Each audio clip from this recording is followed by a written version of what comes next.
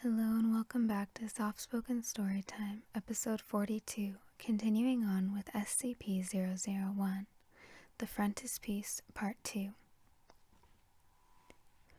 While ignorant of the Foundation's reverse engineering of the Frontispiece, Zwist had supplied a series of single-use counter-agents to Crocker's cryptomantic assaults. These typically took the form of text and/or imagery, which appeared at first glance to be non-anomalous and could easily be concealed until needed. Footnote 14. One instance, which remains framed in the director's office at Site 43, is a replica of René Magritte's The Treachery of Images. Long-term exposure leads to complete immunity to hostile cryptomancy. These were now pressed into service, and demand very quickly outpaced supply. The research group was now producing linguinons in vast quantities, including a very small supply of orthons. The Shell Construction Partnership oversaw and underwrote the creation of 19 functioning front companies, primarily those which could be made financially self-sustaining. The Foundation's overall program of SCP research was reduced by nearly 40% to support the startup costs. While these organizations were not fully immune from persecution, as they would be when the larger work was complete, their cryptomancy-empowered logos were sufficiently disorienting to enemy agents to supply a field advantage to Foundation operatives worldwide. This chain of events came to a head when Crocker, leading a squadron of OSAT agents, commandeered a Foundation vehicle and used it to infiltrate Site 43 on 07/04/1969. Expand log 001-9. 1715. Topside cameras show an armored truck labeled with Strauss Contact Policing logo entering Camp Iberwash. No such vehicle is expected. Strauss Contract Policing, civilian period photograph. Agent Crocker exits the truck and opens the rear door. 12 armed RCMP officers emerge. 1721. Dr. Scout orders the topside elevator deactivated. 1722. Agent Crocker and her officers approach the building housing the topside elevator. 2 armed agents are waiting for them to either side of the door. Agent Crocker knocks on it. 1723. After a moment's hesitation, one of the agents opens the door.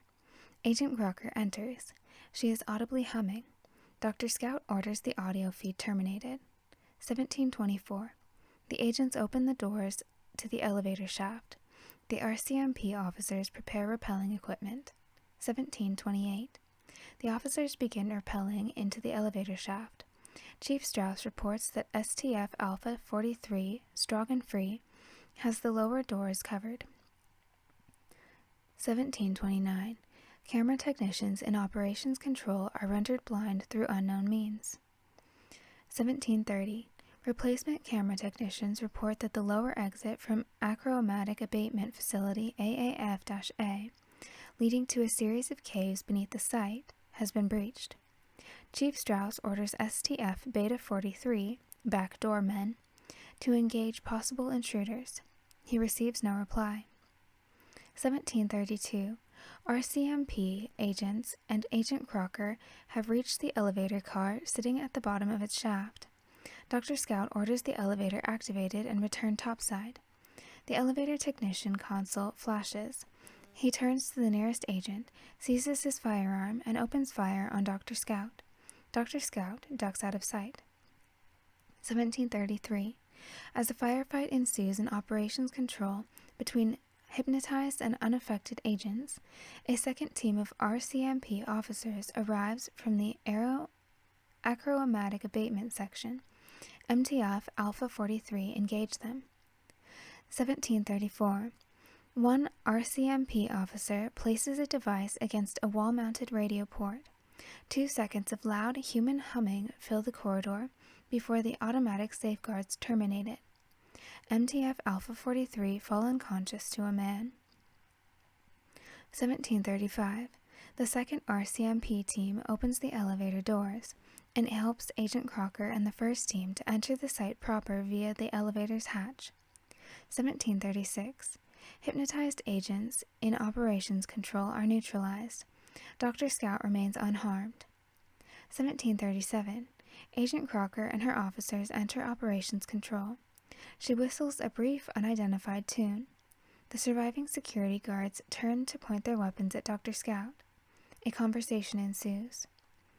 Crocker. Time? OSAT officer.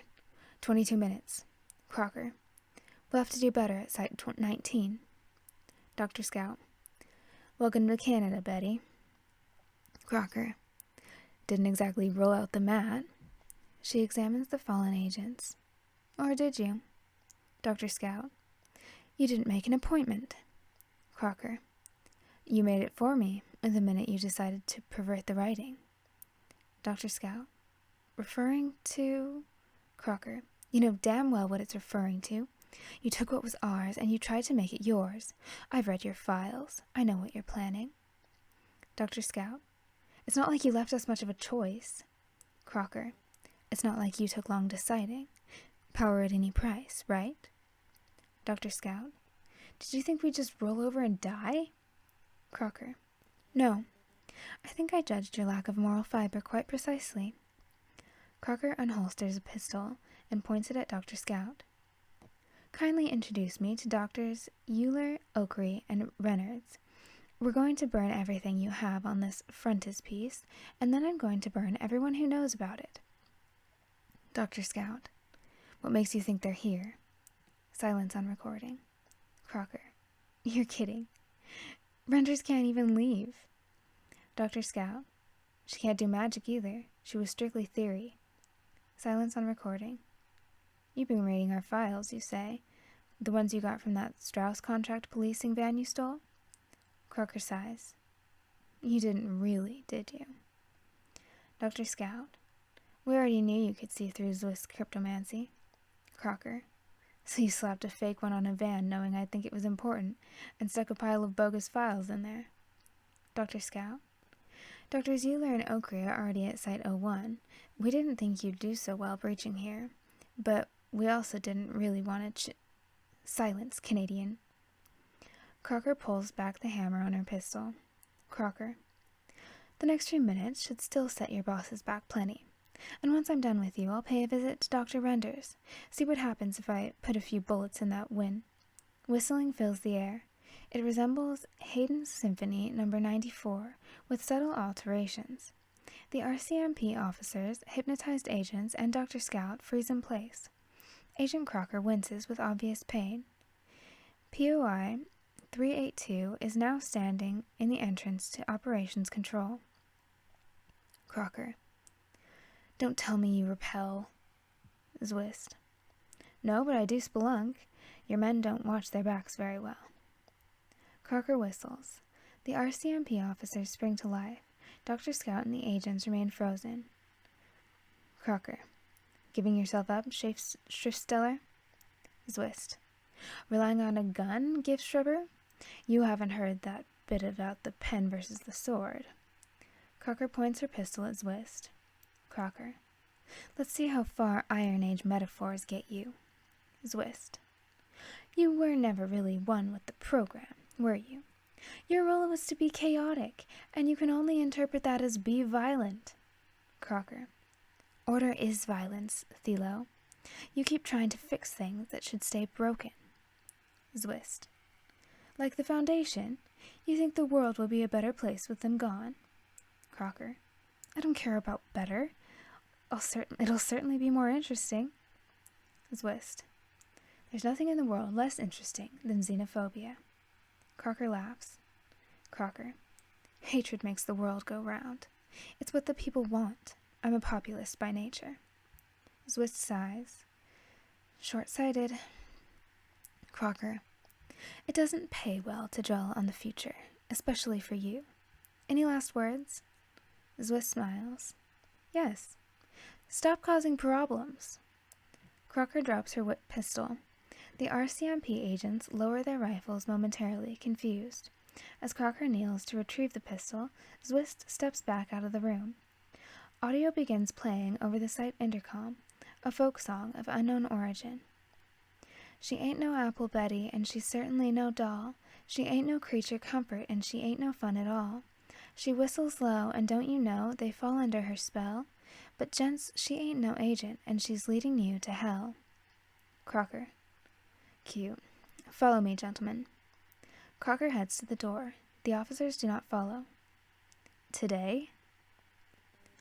Oh, Lizzie ain't right, Lizzie ain't right. You and me got no cause to fight now. Lizzie ain't right, Lizzie ain't right.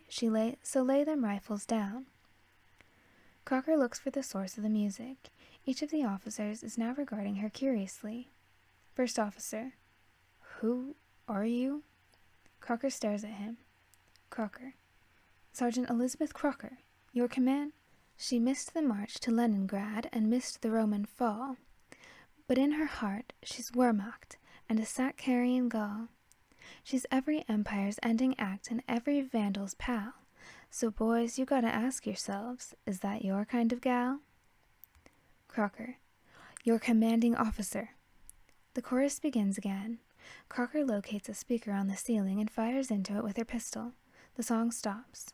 Second officer. My commanding officer is Sergeant Shine. First officer. I repeat, ma'am, who are you? Crocker carefully turns to point her pistol at the nearest officer. All 10 point their rifles at her. Crocker. You know who I am. She begins to hum. The first officer presses the muzzle of his rifle to her stomach. She stops humming. First officer. There aren't any women in OSAT. Crocker. I'm from another division. Our West. Third officer. There aren't any women in the RCMP. First officer. We need to take her topside. Radio for instructions. Crocker reaches down and presses a button on her belt radio. A sudden burst of static sends all 10 officers reeling, clutching their heads. Crocker runs out of operations control before they recover. 2 minutes pass. Zwist walks into operations control. The prone officers do not appear to notice him. He looks across the room at Dr. Scout, who is still frozen upright. Zwist. Tell your doctors to keep their work, Vivian. Zwist pauses. Not the good work, but the necessary work. The good work comes after. Zwist visibly whistles something too low for the camera to register, then leaves the room. Precisely 1 minute later, Dr. Scout stirs. A note was discovered in the topside elevator subsequent to these events. It's not whether you win or lose. The singer of the apparently anomalous song, which removed Crocker's cryptomantic glamour, was identified as famed folk musician Woodrow Wilson, Woody. Footnote 15. Guthrie would die of natural causes before his connection to Zwist could be fully investigated. Investigation of his descendants is ongoing. SCP-001 instance. Postcard. Agent Crocker disappeared from Site-43 after her defeat by Zwist and remained at large.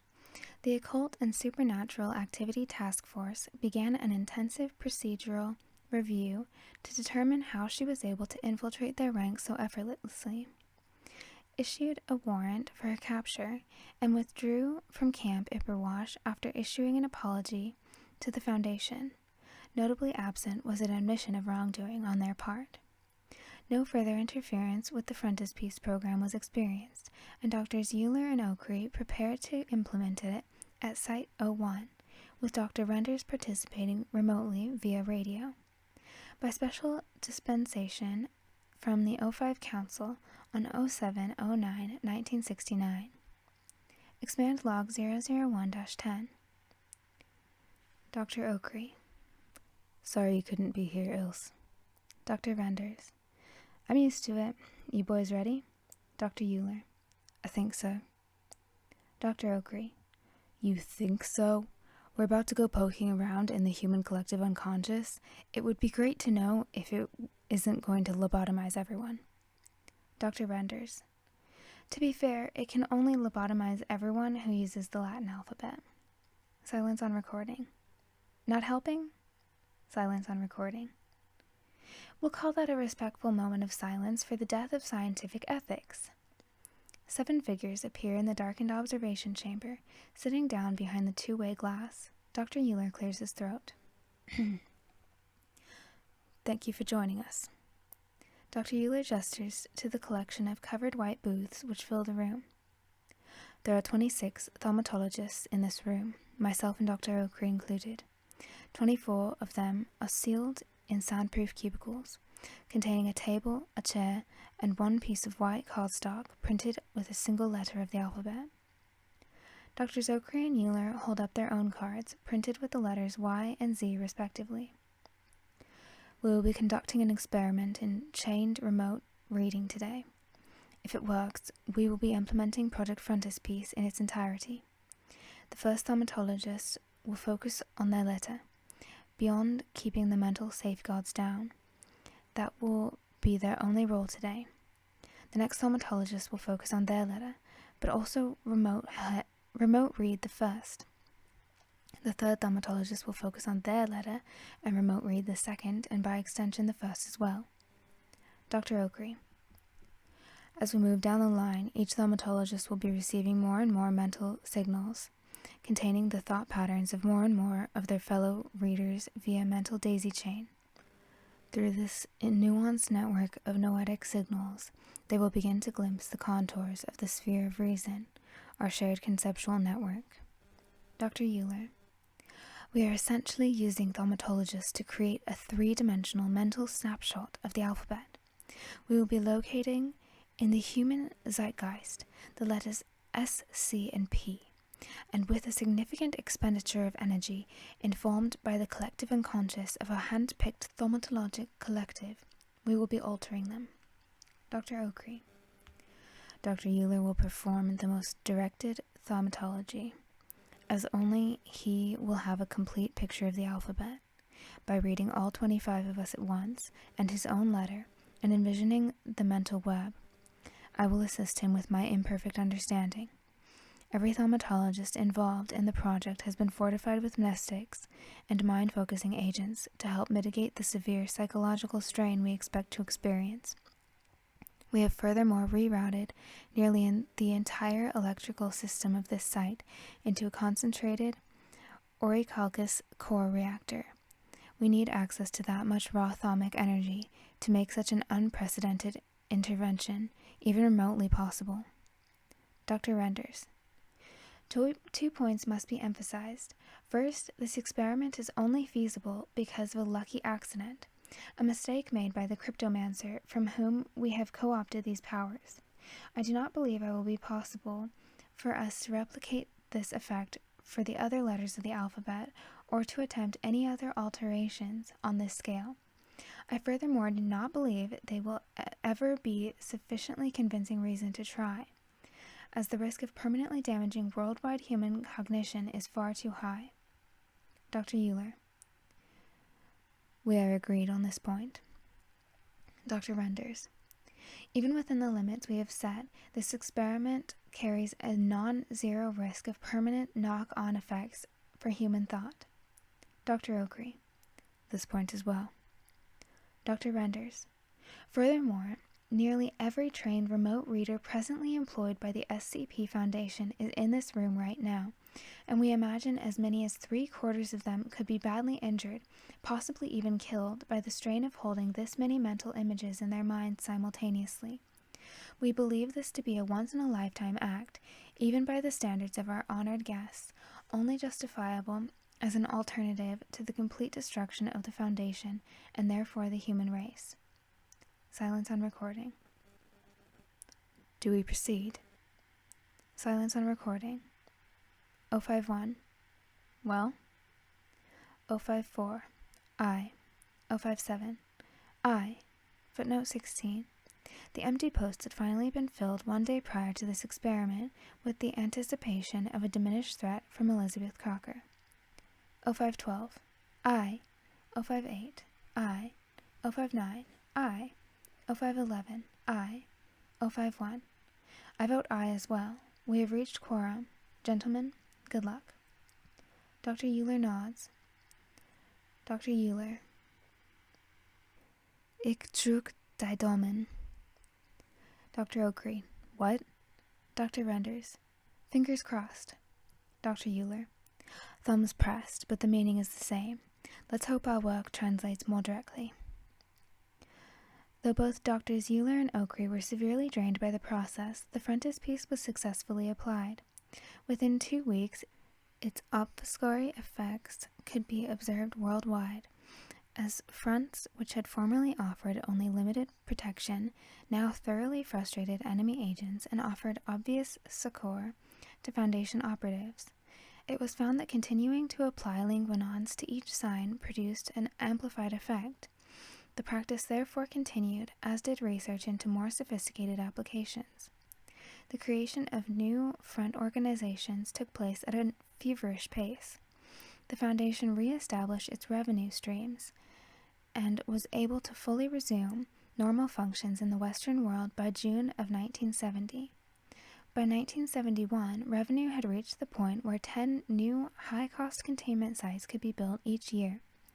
Governmental relations were essentially reset during this period. Each outgoing administration carried their anami towards the Foundation with them, and the frontispiece prevented the new arrivals from acquiring the leverage their predecessors had enjoyed. The Panopticon crisis was essentially over. SCP-001 selected examples in situ. Dr. Euler took up permanent residence at Site-43 as the head of the new mimesis and cryptomancy section, known today as Memetics and Counter-Memetics, and intensified the Foundation's investigation of anomalous writing and speech. Addendum 001-3 Panopticon Crisis Aftermath. In August 1971, an incident in the German Democratic Republic exposed a crucial vulnerability in the frontispiece. Expand log 001-11. Dr. Scout in his office when Dr. Euler suddenly enters, slamming open the door. Dr. Scout reaches under his desk for his service weapon before recognizing Dr. Euler. Dr. Scout. By all means, rush on in. It's not as if we're still fearing for our lives here, Eric. Dr. Euler. Apologies, Director, but we've run into a major complication with the frontispiece. Dr. Scout. What happened? Dr. Euler. It failed at the Berlin Wall when we tried to extract some standard agents. Damn border guards only read Krillic. They opened fire on the convoy. Dr. Scout. Renders was worried about that. Casualties? Dr. Euler. 3 wounded, 1 dead. Dr. Scout. Damn it. We were supposed to expand into the block before the end of the year. Do you think Crocker? Dr. Euler. I don't actually. It's like she gave up completely the moment we put the frontispiece in place. Dr. Scout. That hardly seems likely, but I suppose it's not important at the moment. This new problem, on the other hand. Reconvene the research group and... I might already have a solution, actually. There's the artist in New York. He's rather popular back in America, for reasons I can't fathom. I figured there might be something more to it, so I reduced his work. Just because you can't see the appeal in an artist doesn't mean he's exerting mind control, Eric. No, but in his paintings and photographs, I found the same kind of alterations between phenomenons and orthons that we exploited for the frontispiece. The man has the gift, in both senses of the word. So you're telling me there's a gift schreiber working out of New York as an artist? I'm not sure he even knows what he is, but it made me realize if he can use his gift with cryptomancy to make people enjoy his work, maybe we can repurpose it. I'm on a flight to New York in the morning, acting as an interested patron. How will we be able to use art to conceal ourselves from the Russians, the Chinese? Even Japan's growing tired of us at this point. Well, we mainly conceal ourselves using logos, yes? And logos are a form of art, and so this man thinks. He parodies them, exploits iconography, and essentially tries to point out the absurdity of... Apparently his cryptomancy also includes inducing unprompted navel-gazing art critique. This artist sounds familiar. Do you have any of his work on you? Oh, yes, right here. Dr. Euler produces an image of a soup can from his briefcase and places it on Dr. Scout's desk. The director glances at it, then rubs his face briskly. Oh. Oh no. Despite Dr. Scout's objections, Dr. Euler was able to successfully commission POI 922 to create an imagery-based version of SCP-001 compatible with all known languages. SCP-001-1. This action inadvertently brought POI 922's attention to his own innate cryptomancy, of which he had previously been ignorant. Following his death in 1987, members of POI 922's workshop would form the artistic terrorist group Are We Cool Yet?, using his cryptomantic art as the basis for their own interventions. SCP-001-1 instance. In 1975, O5 Command ordered a sweeping overhaul of Foundation nomenclature, standardizing the Sectana object class system and discontinuing terms such as thaumatology, deific, and eigenweapon. While several of these decisions have been revised or reversed in the intervening years, the terms quantum linguaphysics and cryptomancy remain discontinued, as does the imagimancy performed by POI 922.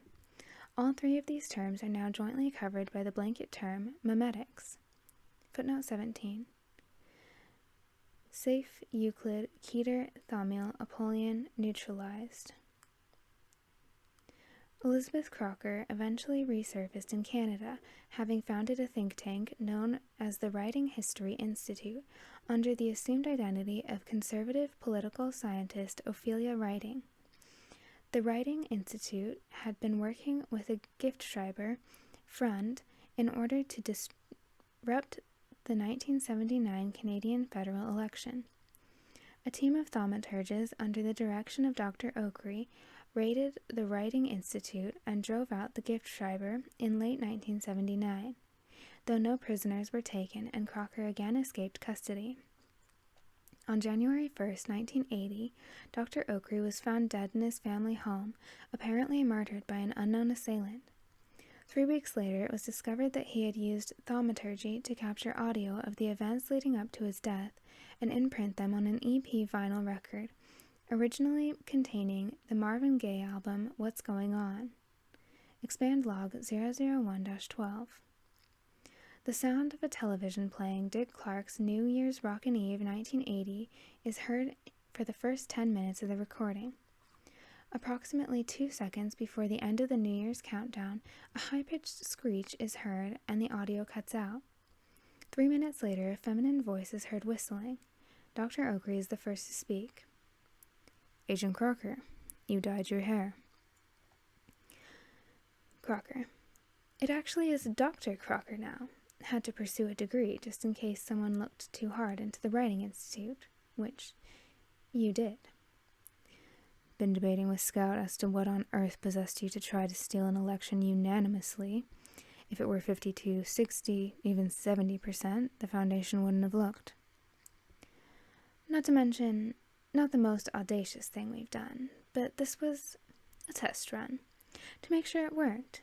There's an election in America next year, and we're going to have an actor running against a peanut farmer. And I take it you want the actor to win. The man's put California back by a decade. Of course we want him to win. Why? Order is violence, and if there's anything that progressives love, it's order. Plus, you didn't hear it from me, but Ronnie's brain is going to look more like a sponge than a sweetmeat in a few years. Your frontispiece won't work very well on someone with Alzheimer's. Good luck with that. We know how to fight, you know. Yes, thank God for that. Thylo's kept his tools to himself for far too long. It was good for you to liberate them for us. What? Crocker laughs. That stroke of luck with SCP didn't seem a little too convenient. All 3 of the English language's most magical word starters lined up in a neat little row in your outrageously ponderous name. The Foundation. Now that was impersonal and frightening. I don't know how she convinced you all to change it. The Secure, Contain, Protect Foundation? So damn goofy. Who's she? You had someone on the inside? Decades ago? Until very, very recently. 057 says, "Hi, by the way. Best of luck to her replacement. She's really enjoying retirement. Lots of time to focus on her writing now." Crocker laughs. "Why the long face? Don't give us too much credit. We never dreamed it would pay off like this. We figured that when Thilo finally noticed that dangling initialism and saw you running around zapping witnesses and abducting children and all that fun stuff, he'd use it to throttle you. We've wanted you out of the way for, well, forever, and this looked like just the ticket. We never figured out who Thilo manages his real magic. They really big spiritus mundane mucking stuff, or we'd have done it ourselves. We were so damn sure he'd take the bait, though. But instead he sat on it, for decades. Then he turned around and made nice with you. That occasioned a change of plans, I don't mind admitting." "I thought we were planners. I thought you were an anarchist and a woman of the people. Or was that just another smokescreen?" Dr. Oakley laughs harshly. "Oh, who am I talking to? The woman who helped shore up apartheid? You're about as liberal-minded as Margaret Thatcher." That really hurts, coming from the man who prodded every single living human being in the brain just 10 years back. But sure, I'll admit I played a fun little game with you. Once we knew for certain that poor addled Thilo would rush to your defense in a moment of crisis, we had to manufacture one. Or two. Or dozens on dozens of them. I'm only sorry it took so long to prime the world to turn on you. It was like Christmas when Seven handed me that list of all your worst security gaps. I could barely decide which scab to pick at first, which nation to liberate. Drop the act. We're not fascists and you're no liberator. You're a thug. You're a thug for tyrants.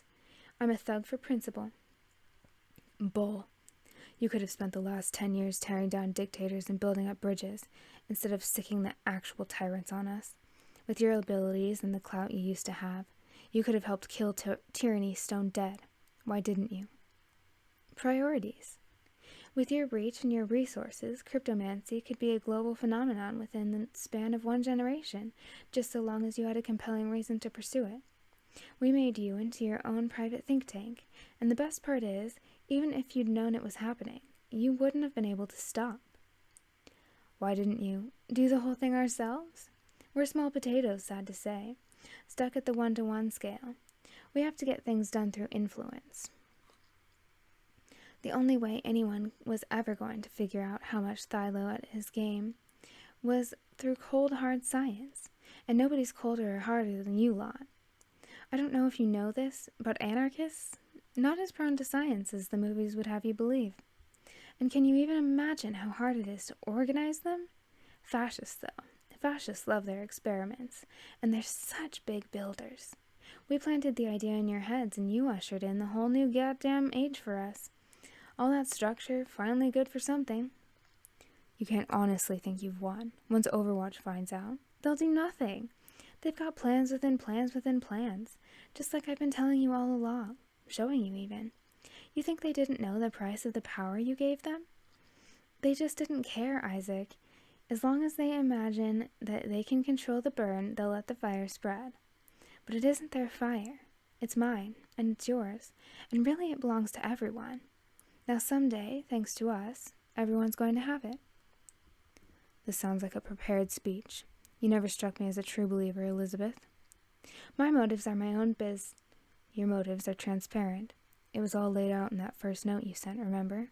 You needed someone to blame, and you made up a reason. All this death and destruction because you couldn't cope with what you'd lost, with the fact that it was nobody's fault but yours. You tried to make it everybody's fault, but Alexander... Gunshot on recording. His name was Hill, not Alexandre. Not Dr. Hilbert. Hill. That's all I knew him as. That's what I remember him as. It's the least I could do for him. And what would he think if he could see you now? Would he be proud of what you've done? He laughs and coughs. And your reasons? I can call him and ask if you like. Over 30 seconds of silence on the recording. He's alive,'. F you. This is how you get your kicks, Schriftsteller. He didn't fake his death, but he's confused, quantumly, in a similar situation to Dr. Renders, now that I think about it. We found him in the Catskills back in '64, phasing in and out of reality in a town called Gunshot. No more lies. Hill is dead, and you will be too. A lot of blood there. Please, I can tell you where he was in Quiet. I want these to be your last words you hear. I'm gonna leave another. No more notes, Isaac. You're all about to lose the plot. We are at the tail end of a very long story that started with Gutenberg and ends with 4 billion monkeys editing reality on 4 billion typewriters. What you and I had to sacrifice our lives to be able to do, the thing is about to be democratized. People see knowledge and writing as a stabilizing force, and everyone wants to lend a hand. Bring sanity to a crazy world, shine a light on the darkness of ignorance. She forces a laugh. But it's our light, and they'll never know what hit them when we switch out the bulb. A sharp intake of breath, then silence on recording. The words must drown in ink and poison. Only then can we live in truth. Recording ends. Regular playback resumes. In light of these revelations, the reconvened Site Directors Executive Council of the Whole recommended that all memetics projects be immediately terminated and the SCP Foundation's name be reverted to its original form. The O5 Council dismissed these demands, citing the invaluable protection conferred by the Frontispiece and the need to prepare for the worldwide escalation of memetics prophesied by Crocker and attested by the formation of Are We Cool Yet? SCP-001 instance. Crocker herself remained active throughout the 1980s, passing on her knowledge of cryptomancy in the USA and Canada, in particular falling in with the members of the phone phreaking community. She may have been involved in the 1980 ARPANET crash as signs of cryptomancy proliferated through it, then the CSNet, and finally the Internet. As she had predicted, President Reagan proved less susceptible to SCP-001 than Presidents Nixon, Ford, and Carter, to the point where he promised to expose the Foundation in February of 1981. The attempt on his life on March 30th provided the Foundation an opportunity to expose him to memetic reinforcements while he received treatment at George Washington University Hospital. How Crocker knew of Reagan's Alzheimer's disease over a decade before his official diagnosis remains unknown. It is believed that Crocker is deceased as of 2021, barring access to anomalous life extension means. She would now be over 100 years old. Fragmentary evidence suggests that an individual fitting her rough description was involved in the re-election of President George W. Bush in 2004. However, and the name Ophelia Writing appears on a roster of campaign staff. Lisbeth Geschenk, another likely alias, is on a list of financial donors. For nearly 4 decades, Dr. Euler refused on practical grounds to consider further alterations to the noosphere. The O5 Council also approached Dr. Renders, who claimed to have exhausted her insights into the field of memetics. Dr. Euler declared the research group defunct and was transferred to Site 87 in 1984. He and Dr. Ryan Melbourne collaborated on several more immediately practical projects, including the Memetic Resistance Index, Cognitive Resistance Value Index, and the Euler-Melbourne Memetic Resistance Test, all designed to combat the effects of cryptomantic proliferation. When he was again pressured to resume large-scale experimentation in 2007, Dr. Euler traveled to Site 01 and demanded a formal injunction. Dr. Eric Euler, 2007. You want me to make you a Zwistami knife, a tool for every occasion, and that's fine. In fact, it's far better than fine. I agree with it. But if you want me to help you bring an end to occasions, set the human race to a rigid schedule, take the uncertainty out of life beyond what's needed to keep life worth living. No. I agree with the gift schreiber on one thing, and the one thing only, the value of free will. I was free to make my choice, and so was Dr. Oakley, and I believe I remain so free today. Yes, of course I are freer still. I have advised you fairly and honestly in the past, so when I tell you what we should be doing with our freedom, please at least consider it. We should be protecting the people of this earth, as we have claimed to already be doing, even to the point of protecting them from ourselves. We should not exert our will simply for the sake of doing so. Should I seem to be moralizing from the moral low ground, please understand, that's where I got my perspective. I have helped you to remove one small situational freedom from the world, and it's helped me to see the value of what remains. If we're going to steal people's memories, dismantle their livelihoods, and alter their very perception, and thanks to the arms race we ourselves set in motion, we absolutely must do these things. We need to do it directly, not through proxies, not through connivance, not in the mode of the gift-schreiber. If we must be inhuman, we need to experience it at a human scale. Nothing less can keep us honest. When we meddle with their matter from a distance, safely insulated from the reality of what we do, we are not scientists, we are not saviors. We are ideologues, without the courage of our own convictions. I doubt I could make you another frontispiece without Ilse and Izzy anyway, and I know for a fact there's not another man or woman alive who could match us at what we did together. Well, that's not entirely true. There is one. No doubt he's watching. Dr. Euler's injunction was granted. Through the work he carried out before and since represents the foundation of modern memetics. All experiments conducted subsequent to the frontispiece, including the Berriman-Langford project and the Lillehammer cognitohazard register, continue to operate on individual cognition. Periodic votes are, however, held by the O5 Council to overturn Dr. Euler's objections to wide-range noetic tampering. As of this writing, the objections stand by a narrow margin. A slim majority of the Council believes that the inadvertent and inconvenient spread of memetics knowledge is directly attributable to the Frontispiece project, as Crocker suggested in 1980, and that repeating this experience could prove unwise. 5 decades of continuous experimentation has improved the individual memetic effects of all new memetic signage. Before taking into account the blanket coverage of the frontispiece effect, though older instances are therefore less efficient, subjecting them to achromatic recycling is now a low priority due to the relative ease of modern linguinon production.